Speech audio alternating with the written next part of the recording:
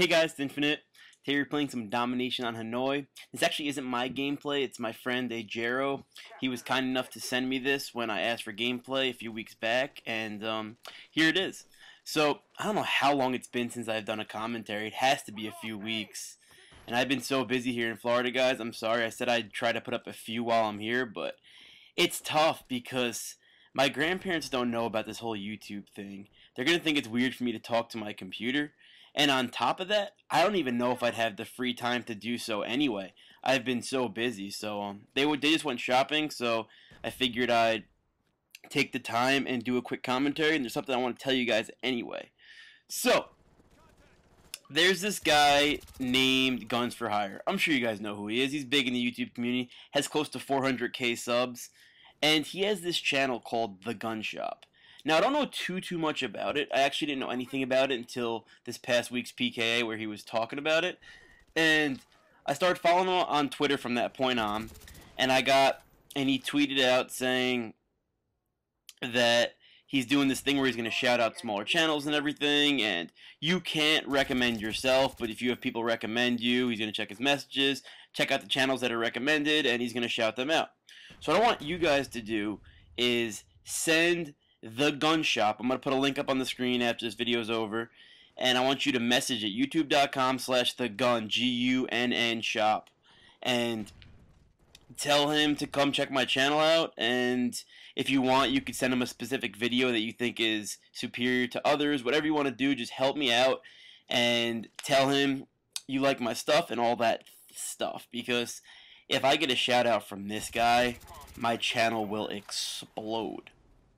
So, that's all I want to tell you guys. So in terms of what I've been doing, let's see.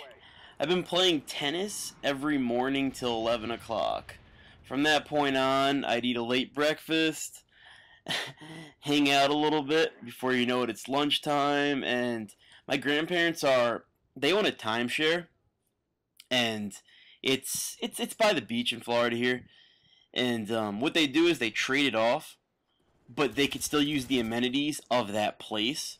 So they could use the pool and the beach and all that stuff, but they also use that timeshare elsewhere. If you guys aren't familiar with a timeshare, it's you buy a week of property. So it's a huge hotel, and you buy that one specific week in that one specific room. So there's a bunch of different owners, and they trade that off. Say they want to go to Hawaii. I don't know. They could trade that timeshare off to go to Hawaii. So it's a win-win, and we go there probably 3-4 times a week, hang out by the pool and the beach, and it's just beautiful. And to tell you what, guys, I haven't even been playing much Xbox. What I've been doing is pretty much playing the FIFA demo, and I've been playing the Top Spin 4 demo. I really like that demo a lot. And yesterday I was actually lucky enough to rent it. I went to the library and I was able to rent it. But as far as Call of Duty goes, guys, I've had such a pleasant time here so far. I don't want to start worrying about Call of Duty. It's not my TV. It's like a 37-inch, and it's not that new. It's like 2 or 3 years. It's a beautiful LCD. It's an LG. Great TV, nice contrast, everything. But I don't think I'll be able to play at that high of a level on it. I'm sure the response rate's not the best. You don't notice it unless you're playing like Call of Duty. So, I mean, in the sports games it feels alright, but I wouldn't be able to play at the high level I'm used to playing at. My membership on my brother's account has expired, so I can't play Not Serious. And to tell you what, I don't feel like stressing out playing on my It's Infinite account, where I got my 4KD, my 4 win-loss. I don't even want to worry about that. And you know what? Even if I had my brother's account, I probably wouldn't play anyway. You know, I don't feel like stressing over that game right now, because me, the way I am, put stats aside, because stats aren't that big of a deal to me. I get frustrated if I don't do well no matter what. You know, I try to play for like a 6 to 8 KD minimum every game. And whether the account that I'm playing on has a 0 KD or a 20 KD, I shoot for the best no matter what, and there's really not much messing around with me. That's just the way I am, you know. To satisfy me, I have to do very well. And it sucks, you know. I wish I was able to mess around a little bit more, but that's just how I'm built, you know. Can't do anything about that. So I'm trying to figure out what else should I say here. I haven't done a commentary in so long, but there's not much for me to talk about in the whole gaming community, you know. if I was to make a commentary a few weeks ago, it would make more sense. But my opinions on this whole billionaire thing, you know, I'm gonna be short and sweet about it.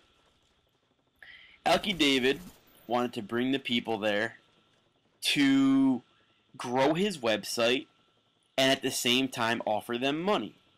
Now, I have a question for you guys. What different does YouTube do?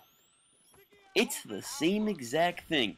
YouTube pays you money so that you could promote their website and bring in more viewers.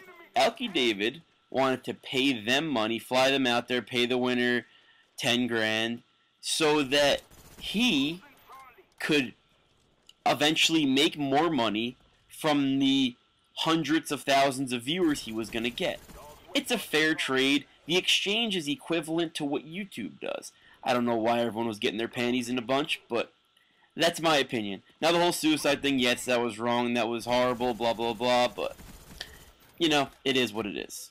But in terms of that, you know, I think I have a pretty valid argument, and that's why I was a little confused. You know, I wasn't mad, right? Because the cock tournament that they did, that's funny, but the cock tournament that they did was great, and the Billionaires Challenge was funny, and I saw how good Nadeshot was. He wiped the floor with everyone. He's fucking freaked, that kid. He's so good. So, they were both fun to watch, but, again, I don't know. I don't know where all the hate came from, but it was fine. Like I said, both tournaments ended up fine, and I was cool with both of them. And I liked the guys involved in all of them. That's why I tried to stay clear of all of it, because I like Aviator, Gold Glove, Juiced, all the people that were against the Billionaires Challenge. And my favorite YouTubers, you guys know, Wings, Woody, Kyle are my favorites, you know. So it put me in a tough spot. So I just figured, you know, they both have valid arguments. I favored more the Wings of Redemption approach, where, you know, like, who cares? It's the same thing as YouTube. Everyone's trying to make money off each other, but, you know, it's all good. It's fine. Everything worked out fine. And this gameplay's coming to a close. I hope you guys enjoyed. My friend Ajero here, he's a beast, and he ends up going 59-2 here. So maybe I'll be able to bring you guys one more video while I'm in Florida, but mark my words, I'm getting home August 2nd, and I am going Black Ops crazy. I'm telling you, if it's not just Black Ops, maybe Modern Warfare 2, but I'm playing Call of Duty. I'm feeling the withdrawal. I want to play. It's been months. And that is it, guys. They raped them 201-68. Like I said, final score 59-2. And I'll talk to you guys next time. All right, see you later.